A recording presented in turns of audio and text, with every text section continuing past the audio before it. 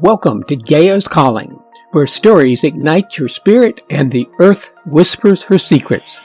I'm Brad Swift, a write-on-purpose author of eco-fiction and nonfiction, inviting you to become an eco-guardian. Together, let's explore the wonders of our world and take action to protect them. Listen closely. Gaia is calling. And today's call from Gaia is the Polycrisis that we're already in, and why facing the truth may be the most hopeful thing that we can do. And this is a part one of Living Through the Polycrisis series. I think there'll be 3 sessions on this. So you're not imagining it. Something fundamental is really breaking down. And if you've been sensing that, feeling it in your body, in your conversations, your sleep or lack of, your worry for the kids in the future, you're not weak or pessimistic or too negative. You're simply paying attention. You know, I don't remember exactly when I first heard the term metacrisis or polycrisis. It was probably sometime shortly after I began writing One Cause, breaking free from the Four Great Untruths and embracing the truths that will shape our future. That would put it in about a year ago. And at the time, they felt like a big academic words. Useful, perhaps, kind of abstract. What changed wasn't the vocabulary, it was the realization that the climate crisis, as urgent and terrifying as it is, well, it's only the tip of a much larger iceberg. An important tip, a sharp one, a deadly one, but still not the whole thing. So as I dug deeper, reading, listening, following the threads, the picture widened. Climate collapse is intertwined with, well, biodiversity loss, food and water instability, economic fragility, political polarization, authoritarian drift, technological disruption, and a deep spiritual and cultural exhaustion. These aren't separate problems stacking up neatly on one on top of another. They are interconnected systems unraveling together, amplifying each other, cascading in ways that are hard to predict and even harder to control. And that, my friend, is what people mean when they talk about the polycrisis.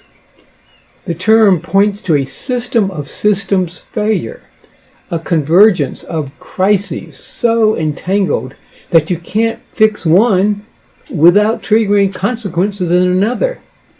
And that, I think, explains why so many people today feel overwhelmed and anxious, numb, frozen, or strangely detached. It's not because they don't care. It's because their nervous systems are trying to process something that doesn't fit into the tidy problem-solution stories that we were taught to expect. Some people are just now beginning to sense this. Others, well, we've known it for years, and many good, thoughtful people are choosing, consciously or unconsciously, not to look too closely at it. It feels simply too confronting, too destabilizing, just too much. So they freeze, like a deer in the headlights, hoping that if they don't move, the danger might pass. And I understand the response. I have felt it myself. And if you felt that, if you also know others who are feeling similarly disoriented, why not share today's article, either from the website or from the app itself? Now, a turning point for me came when a good friend introduced me to Sarah Wilson's TED Talk, How to Respond to Societal Collapse. Yes, it's on YouTube, and it's a link here in the notes. Watching it, well, it was unsettling and oddly relieving at the same time. Wilson doesn't sugarcoat what we're facing. She lays it out plainly. Climate deadlines missed, planetary boundaries breached, AI accelerating towards unknown thresholds, nuclear risks intensifying, democracies eroding, authoritarianism rising. Not as isolated headlines, but as a single, tangled reality. What struck me most wasn't just her analysis. It was her honesty about the emotional terrain. She'd named something I had been feeling but hadn't fully articulated. That the deepest distress many of us are experiencing doesn't come from the bad news itself. It comes from the disconnect between what we sense is true and what we're allowed or encouraged to say out loud. In psychology, that disconnect is called cognitive dissonance. And living in a world that insists everything is basically fine, while your gut tells you it's not, creates anxiety, loneliness, and a quiet despair that's hard to name. But Wilson points to something counterintuitive and deeply important. Facing the truth, even when it's brutal, often brings relief. A strange, grounded belief, a sense of congruence, of finally being able to breathe honestly. And just to kind of go off note here for a bit, yeah, I felt that as well when I finally was diagnosed with cancer and I faced that truth. And it did bring relief and a course of action. So, this insight aligns powerfully with the core of one cause.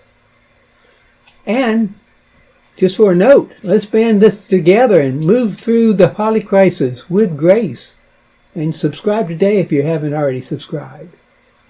You see, the Polycrisis didn't come out of nowhere.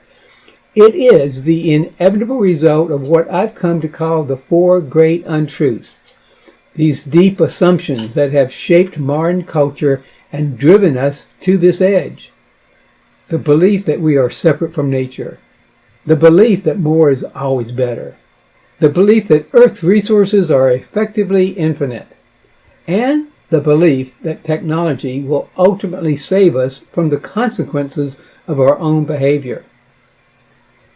When these truths become normalized, woven into our economics, our politics, education, and daily habits, they produce exactly the kind of world we're now living in. A world that is impressively complex, incredibly productive, and profoundly fragile. A world that runs fast, extracts relentlessly, and leaves very little room for pause, presence, or wisdom. No wonder so many people feel exhausted and disoriented. No wonder anxiety and burnout are everywhere. Our inner lives are struggling to keep up with a system that no longer makes sense, even on its own terms. And here's the paradox that keeps revealing itself to me. Naming this reality doesn't have to lead to despair. In fact, for many of us, it does the opposite. It breaks the spell. It releases us from the exhausting effort of pretending everything is fine. It opens the door to a more honest set of questions. Not how do we fix everything, but instead, how do we live well in the truth of where we are? And I invite you to explore this question with me by joining the chat. And again, either through the app or online, you can join the chat by just clicking and let's have a conversation about this. That question, quiet, unsettling, and strangely hopeful, is what this three-part series will explore. Not as a manifesto, not as a doomsday chronicle, but as a grounded reflection on what it means to meet this moment with clarity, courage, and care.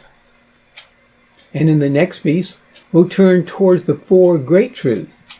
Again, not as abstract ideals, but as a lived orientation, a way of grounding ourselves and our families and our communities in something sturdier than denial or panic. And in the final piece, we'll look at what this moment asks of us across generations, especially in how we love, guide, and show up for the young ones who are already sensing that the world they're inheriting will be very different from the one we were promised. And now, let this be enough. You're not imagining it. You're not broken for feeling it. And you're not alone in asking what comes next. Because sometimes the most hopeful thing we can do is tell the truth and stay present long enough to see what grows from there.